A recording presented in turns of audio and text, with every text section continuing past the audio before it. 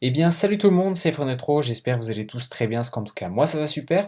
Aujourd'hui, on se retrouve pour un nouvel épisode de notre série Développons un peu. Je vous propose en effet de voir comment programmer une application pour qu'elle soit disponible à la réception de notifications en push. Alors juste avant de commencer, je vous propose de voir ensemble qu'est-ce qu'une notification push et surtout à quoi ça va servir. Alors là, je vous présente une notification push sous iOS, je pense que vous avez dû très certainement déjà en entendre parler, surtout en avoir vu. Alors ça existe exactement pareil pour Android, Windows Phone ou bien même BlackBerry. Une notification push est toujours caractérisée par 4 critères. Le premier, c'est le son. En effet, dès que vous allez recevoir une notification, elle peut être silencieuse, avec un son spécifique ou un son générique, donc celui que vous avez programmé par défaut.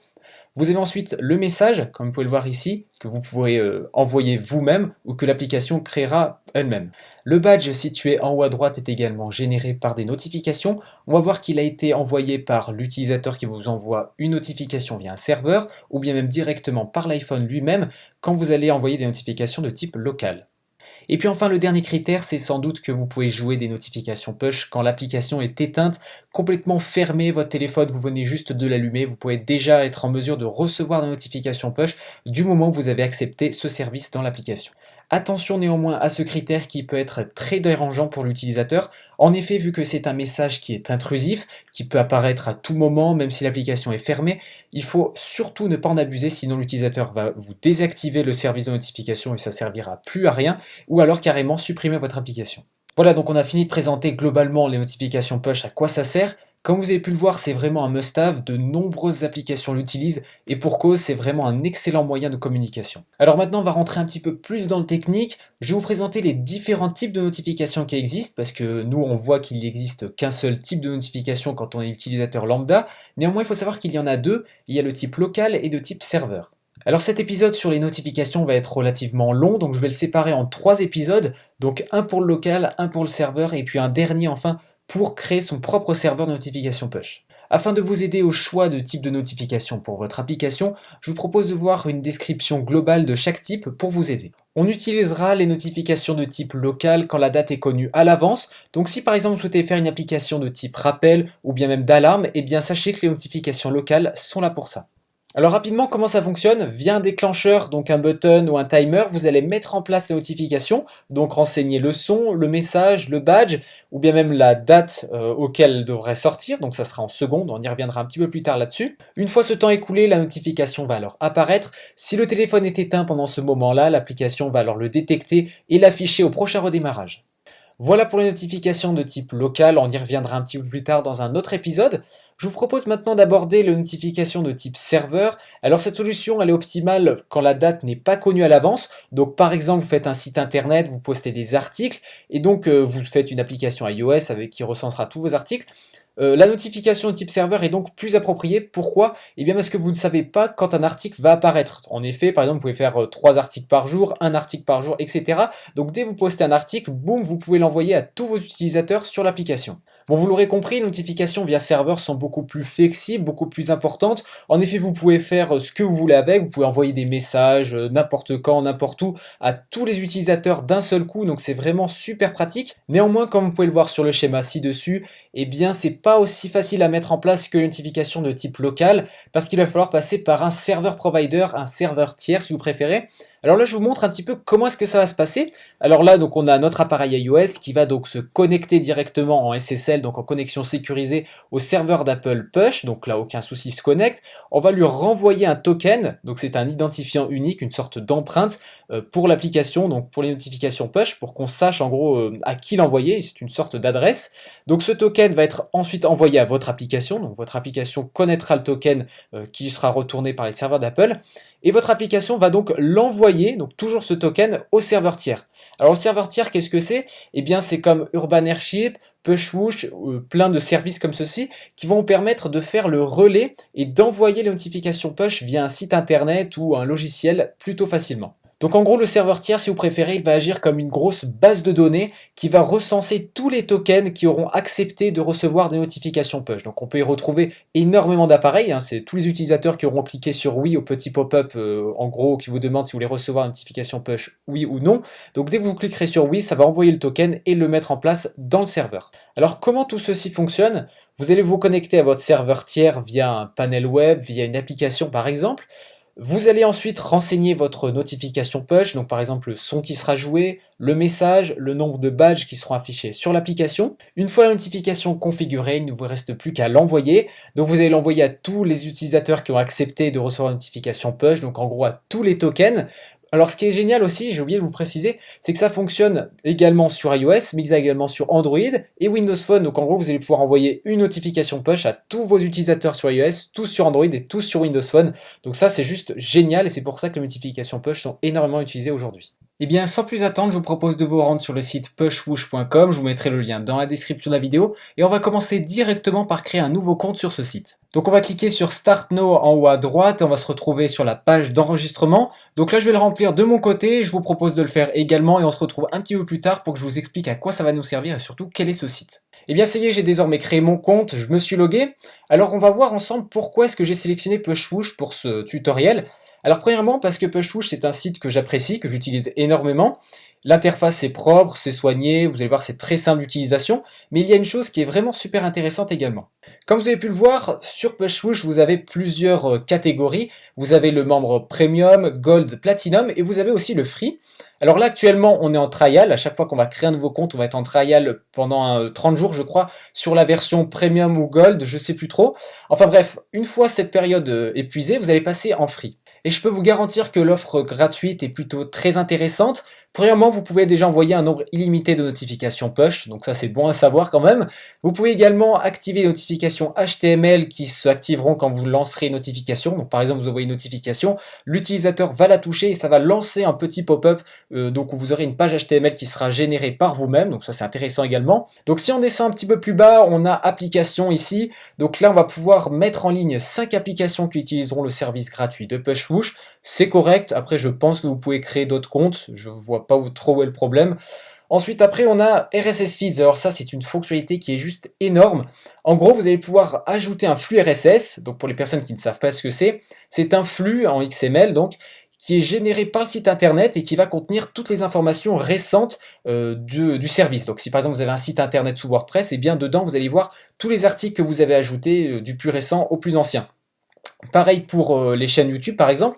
Donc pour faire simple, en gros, si vous configurez correctement votre flux RSS, dès que vous allez poster une nouvelle vidéo sur YouTube, dès que vous allez poster un nouvel article sur votre site internet, hop, ça va envoyer une notification à tout le monde, donc sans même passer par le site internet et c'est juste génial. Il existe après plusieurs offres, donc le Premium, le Gold, le Platinum. Celles-ci sont par contre payantes mais offrent des services beaucoup plus importants. Alors les prix sont un petit peu chers, je trouve, 49 $ par mois. Néanmoins, si vous avez une application qui est sûre de marcher ou si par exemple vous l'avez lancée avec la version free et que vous n'avez plus assez de place ou quelque chose ne vous satisfait pas, vous voulez mettre plus d'applications, je sais pas, utiliser les tags, etc. Bref, si tout ça vous intéresse pas, vous pourrez donc migrer très facilement à la version juste au-dessus. Donc après voilà, c'est à vous de voir si votre application marche ou pas, si vous avez aussi les moyens, vous faites ce que vous voulez, mais je trouve que la version free, en tout cas pour démarrer, pour tester un petit peu le push, comment ça fonctionne, etc., est juste super bien adapté. Bon, maintenant qu'on a vu comment ça s'organise, eh bien je vous propose de commencer directement. Alors on va se rendre dans application, donc on va pouvoir ajouter notre première appli. On va l'appeler dev un peu push, voilà, comme ceci. Ici, vous serez invité à rentrer l'icône de l'application. Alors, je ne sais pas si je suis obligé de le mettre, donc on va voir un petit peu plus loin s'il me le demande ou pas. Vous pouvez aussi choisir les SDK que vous utiliserez. Donc là, par exemple, nous, on va utiliser le SDK natif de Pushwoosh pour iOS. Pareil, vous pouvez aussi configurer Android. Donc moi, personnellement, je ne vais pas l'utiliser dans ce tutoriel, bien entendu. On va ensuite mettre... bon, ça, je m'en fous un petit peu. On va faire Save. Voilà, ça sauvegarde, j'avais pas besoin d'icône, donc on va pouvoir le rajouter après. Et donc là, on arrive sur le panel de mon application où je vais pouvoir configurer, comme vous pouvez voir, les très nombreuses plateformes que propose Pushwoosh. iOS, BlackBerry, Android, tout ça, macOS X, il y en a vraiment énormément. Et même donc assez récemment d'ailleurs pour les navigateurs. Donc vous allez avoir les petites notifications qui vont apparaître si l'utilisateur a donc activé cela via son navigateur sur votre site internet. On se retrouve maintenant sur Xcode. Voilà, donc j'ai créé mon application. Donc n'hésitez pas à faire de même. Soit vous partez d'un nouveau projet comme moi, New Project, vous faites par exemple, je sais pas, tab bar ou single view comme moi, ou vous prenez directement votre projet où vous voulez intégrer le push. Alors maintenant, on va se rendre dans le projet de l'application, donc dans le projet, voilà ici. Dans Target, on va sélectionner notre application et on va copier le bundle identifier de notre appli. Je vous propose maintenant de cliquer en haut sur Capabilities. Ensuite ici, on va activer les push notifications, donc là on va attendre un petit peu. Voilà, normalement les push notifications sont correctement assignées à notre API. Pour cela, je vous propose d'aller voir tout ça. Donc on va se rendre sur notre Member Dev Center. Donc on va cliquer ensuite sur Certificate Identifier and Profile, sur API et normalement notre application devrait être intégrée. Voilà, elle est ici. Donc c'est l'identifiant, si vous préférez, unique de notre application. Actuellement, tout est en vert sauf les push notifications qui sont en orange et qui attendent en fait d'être configurées. Alors on va aller dans Edit et on va donc configurer tout ça et je vais vous montrer comment ça marche. Hop, on arrive ici. Vous pouvez voir qu'il y a deux certificats à créer, le premier pour le développement et le deuxième pour la production. On va donc commencer par le certificat de développement, on va faire Create Certificate. Ici, on va faire Continue, on va nous demander d'uploader un certificat CSR. Alors pour cela, je vais vous montrer comment est-ce qu'on va le mettre. Donc on va commencer par ouvrir l'application native Trousseau d'accès. Une fois qu'on est allé là-dessus, alors ça je vais mettre en plus petit, voilà, comme ceci. On va aller sur la barre en haut, trousseau d'accès, assistant de certification et on va ouvrir le troisième en partant du bas, demander un certificat à une autorité de certificat. Un pop-up apparaît, on nous demande donc de rentrer des informations sur le certificat qu'on va générer. Alors on va tout laisser, l'adresse, le nom, tout ça, sauf qu'on va sélectionner enregistrer sur le disque, on fait ensuite continuer, on va nous demander où l'enregistrer, on va mettre sur le bureau, ça nous va très bien, on fait enregistrer et c'est bon, notre demande de certificat a été correctement générée sur le bureau et donc il est ici. On retourne sur le Member Dev Center et ici on va uploader notre certificat, notre demande de certificat. Donc on le sélectionne, on le fait glisser, enfin ensuite continue et voilà, notre certificat est désormais prêt. Je vous propose de le télécharger. On fait ensuite down, on va ensuite recréer une nouvelle fois un autre certificat, donc on retourne ensuite dans notre identifiant, voilà ici, edit, on va donc refaire la même manipulation pour le certificat de déploiement, si vous préférez, en gros quand vous le placez sur l'App Store, votre application. On refait la même manip, continue, download, et ça y est, donc nos deux certificats sont désormais créés. On va maintenant exporter la clé au format P12, c'est celle qui nous sera demandée sur Pushwoosh un peu plus tard. Alors pour cela, je vous propose d'ouvrir le certificat de développement, on double-clique dessus, ensuite on va se rendre ici, on voit que c'est bien le nôtre. On va ouvrir notre certificat, on aura une clé à votre nom, vous faites clic droit, exporter, voilà, comme ceci. On va vous demander où le placer, moi certificat en .p12, il faudra bien vérifier qu'il y ait bien P12 ici, sinon c'est parfait. Vous le mettez sur bureau aussi, ça va très bien. On vous demandera alors un mot de passe, donc mettez bien un mot de passe correct, quand même assez fort, et surtout notez-le parce qu'il vous sera demandé un petit peu plus tard. Donc une fois que ça c'est fait, vous exportez la clé, vous l'avez normalement ici, donc là moi je l'ai mise ici, donc certificat.p12, on va pouvoir passer à la suite de nouveau sur Pushwoosh. Alors sur le site Pushwoosh, maintenant on va cliquer sur iOS, configure ici à droite, on va pouvoir uploader bien tout ce qu'on a généré, alors le certificat de développement, hop on le met là, la clé P12 on la met ici, on va ensuite renseigner le mot de passe qu'on a mis à l'export de la clé, alors moi je vais le mettre ici, hop. Une fois que ça c'est fait, je vous propose de sélectionner Native dans Framework. Pourquoi? Parce qu'on va utiliser le framework qui est proposé par Pushwoosh. On va ensuite faire Save. Voilà, vous allez avoir une petite animation et si tout se passe bien, normalement vous devrez retourner sur le panel. Pushwoosh est désormais configuré, on va maintenant passer à l'installation du framework sur notre client, notre application iOS. Alors pour cela, je vous mettrai le lien dans la description de la vidéo, ça va vous rediriger sur GitHub. On va ensuite faire Download Zip ici, on va pouvoir ensuite télécharger le framework, donc là ça télécharge, on se retrouve un petit peu plus tard. Une fois le fichier téléchargé et désarchivé, vous devrez normalement vous retrouver avec ceci, donc dans Framework, le pushwoosh.framework le plus important, on va devoir l'installer sur notre client, notre application iOS. De retour sur Xcode, on va va rouvrir le dossier qu'on a précédemment téléchargé. On se rend dans Framework. Ici, on va pouvoir sélectionner notre pushwoosh.framework. On va le sélectionner et le placer dans Supporting File de notre dossier d'application. On pensera bien à sélectionner Copy Item if needed. On fait enfin Finish. Et voilà, notre framework est désormais installé sur notre application. Alors on va ensuite maintenant rajouter deux autres librairies. Alors pour cela, on se rend dans notre projet, dans notre target, notre application, dans Build Phase, dans Link Binary with Libraries. Là, on va voir normalement notre pushwoosh.framework. Si vous ne l'avez pas, c'est-à-dire que vous l'avez mal intégré. On va ensuite cliquer sur le petit plus ici. On va ensuite taper libz. Hop, libz.tbd, on fait ensuite add. On va faire de même pour une seconde librairie qui s'appelle libstd c++.tbd, on fait ensuite add et normalement nos deux librairies sont correctement installées. Une fois les librairies correctement installées, on va se rendre dans le info.plist. Ici on va ajouter une nouvelle catégorie, on va mettre pushwoosh_appid. Ensuite ici on va devoir mettre notre identifiant unique d'application. Donc là pour cela on va se rendre sur pushwoosh, elle est donnée ici, donc c'est application code. On fait un copier-coller et on va le mettre dans notre application. Pour ce qui est de la configuration pure et dure, c'est désormais terminé. Je vous propose maintenant de vous rendre dans la documentation native de Pushwoosh. Encore une fois, le lien sera dans la description de la vidéo.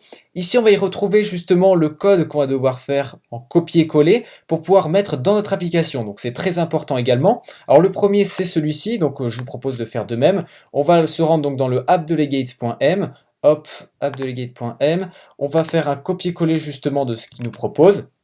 Voilà, comme ceci. Si vous n'avez pas d'erreur à ce stade-là, c'est-à-dire que tout a été bien intégré, vous avez bien mis en place les librairies.